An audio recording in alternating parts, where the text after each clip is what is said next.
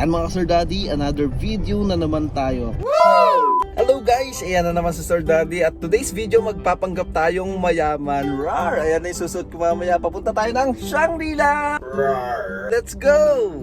Yan nga at mga ilang oras din akong bumiyahe na mag-isa from Tagaytay to Manila. Ang gaganda ng mga buildings, no? Lahat na makikita niyong buildings, hindi akin yan. So entrada pa lang hinihintay na ako ni Kuyang Guard, hindi niya lang ako napansin kasi nakatalikod siya. Sayang! We're almost here! We're almost here!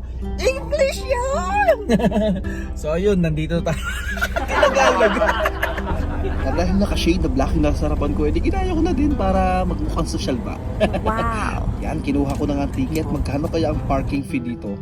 Naku, ang hirap maghanap ng parking pala dito. No? Dami talagang mayaman sa mundo. Sana all. Ayun, so nandito na ako. It's time for me to get dressed. Get dressed! Bihis na ako.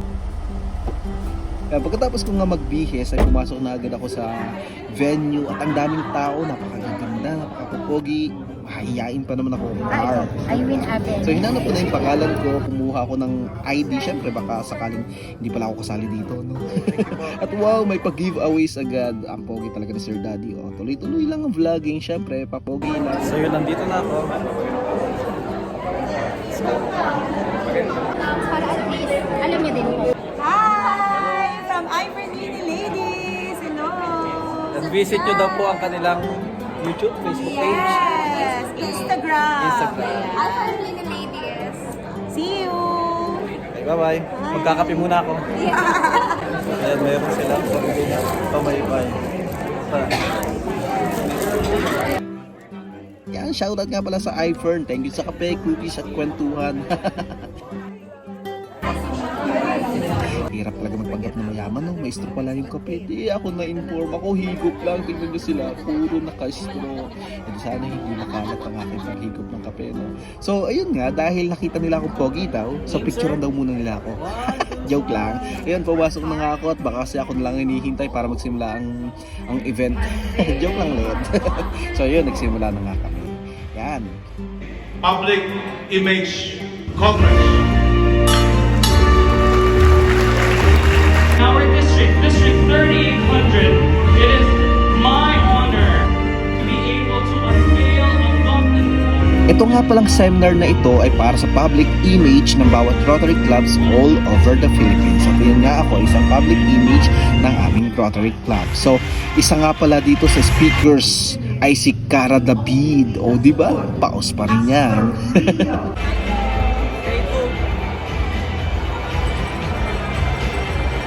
Ayun nga, naghiwa-hiwalay na nga kami para ako ay pumunta sa breakout session room kung saan ang pinili ko ay multimedia. Para mas maintindihan ko paano nga ba ang tamang paggamit ng Facebook or different social medias. Di ba tayo tinawag ng multimedia? And dito, nakakilala ko ng iba't ibang Rotarians from all over the Philippines at syempre may kawayan pang nagaganap dyan.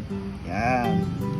Ang gagaling nga pala ng mga speakers dito, mga bigat, hindi naman kasi grabe. Kaya nakinig talaga ako ng mabuti. Okay, tapos na kayo ikasal.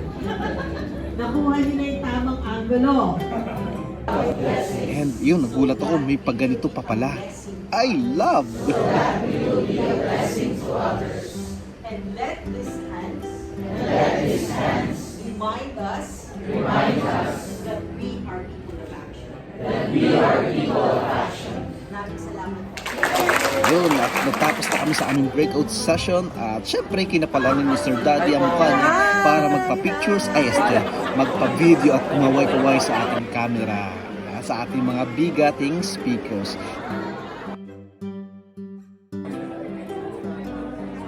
Syempre, di mawawala ang pinakahihintay ko, ang lunch. Nakakagutom kaya.